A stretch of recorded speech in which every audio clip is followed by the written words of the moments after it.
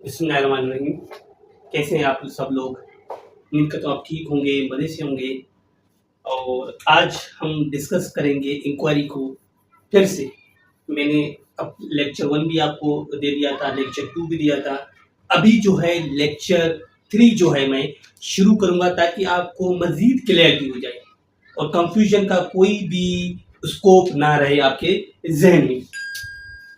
Inquiry जैसे कि मैंने इसकी पहले ही आपको डेफिनेशन बता चुका हूँ, सीआरपीसी के अंदर इसको मेंशन किया गया है। It includes every inquiry other than the trial conducted under this code by a magistrate और कोर्ट।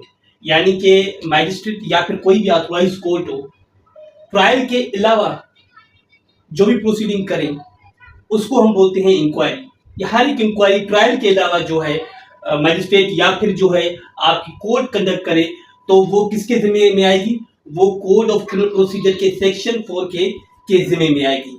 अब इंक्वायरी की लिटरल मीनिंग क्या है? देखिए, इंक्वायरी की लिटरल जो मीनिंग आती है वो आती है सीकिंग ऑफ इंफॉर्मेशन। ठीक है, उसका पर्पस क्या होता है? कोई भी डाउट जो है क्लियर करना, कोई भी शक शुबा हो उसको जो है खत्म करना, या फिर आप कोई रेलेवेंट इंफॉर्मेशन एक्सट्रैक्ट करना चाहें किसी भी चीज से तो हम उसको बोलते हैं इंक्वायरी।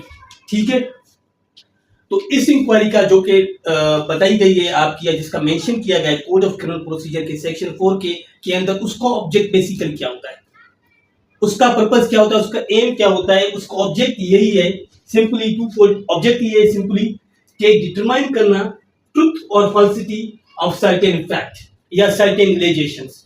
मिसाल के तौर पर मैं आपको यूं सुनाऊं कि एक पुलिस रिपोर्ट आ जाती है। अब जैसे कि एक प्रोसीडिंग्स है किसकी, सेक्शन 145 की प्रोसीडिंग्स हैं। अब पुलिस कहती है कि सर जो है एक लैंड है जिसके दरमियान दो पार्टीज की जो है डिस्प्यूट हो रही है, और जिस डिस्प्यूट की वजह से जो है पॉसिबिलिटी है कि पब्लिक पीस खराब हो। अब मैजिस्ट्रेट कैसे पता चले? मिसाल के तौर पर अब ये जो फैक्ट है या जो जो चीज जो पुलिस ला रही है वो मैजिस्ट्रेट कैसे क्लियर करे? तो इसके लिए इंक्वायरी है। ठीक है, proceeding under section 145 of CrPC है, जिसके तहत जो है प्रोसीडिंग्स जो है चल सकती हैं कि भैया डिटरमाइन।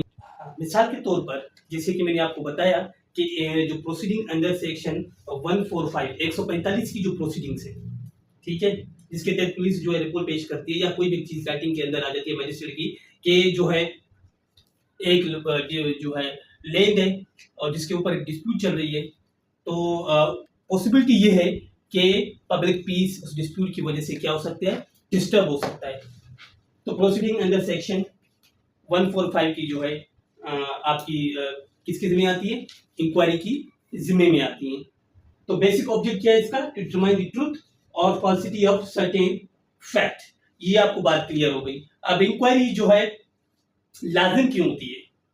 लाजिम इसलिए होती है कि कोर्ट को ये डिटरमाइन करना होता है, कोर्ट को ये तय करना होता है जो कि चीज उसके सामने है, जो इन्वेस्टिगेशन हो चुकी है, जिस इन्वेस्टिगेशन रिजल्ट उसके सामने है, क्या उसके बाद उसको क्या करना चाहिए? ट्रायल की तरफ मूव करना चाहिए या नहीं करना चाहिए? ओके, इसका पर्पस क्या है? Serve a purpose to determine whether the court should move towards what? Move towards trial, कि उसको ट्रायल की तरफ जाना चाहिए या नहीं जाना चाहिए। ये बेसिकली क्या, क्रिमिनल केस का क्या है? सेकंड फेज है। ठीक है, पहला फेज क्या होता है उसका? इन्वेस्टिगेशन। सेकंड फेज क्या होता है उसका?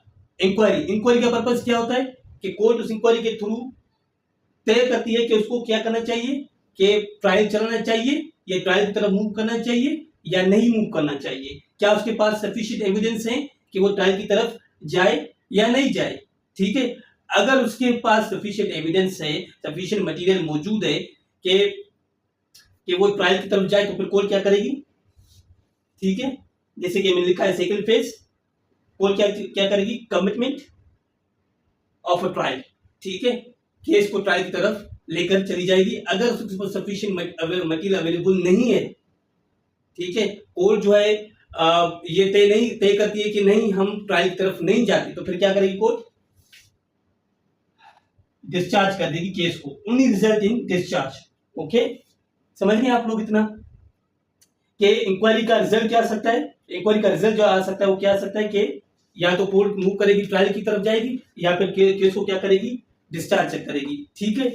और इंक्वायरी बेसिकली कहाँ से शुरू होती है, इन्वेस्टिगेशन के बाद शुरू होती है, सॉरी जो है चालान के बाद शुरू होती है, और खत्म जो है किस टाइम होती है, बिफोर फ्रेमिंग ऑफ चार्ज। ठीक है। जैसे चार्ज फ्रेम हो गई, आपकी जो है ट्रायल फिर शुरू हो जाएगा। ठीक है। उसके बाद इंक्वायरी जो है खत्म हो जाएगी, फिर ट्रायल आपका स्कोप आ जाता है उसका।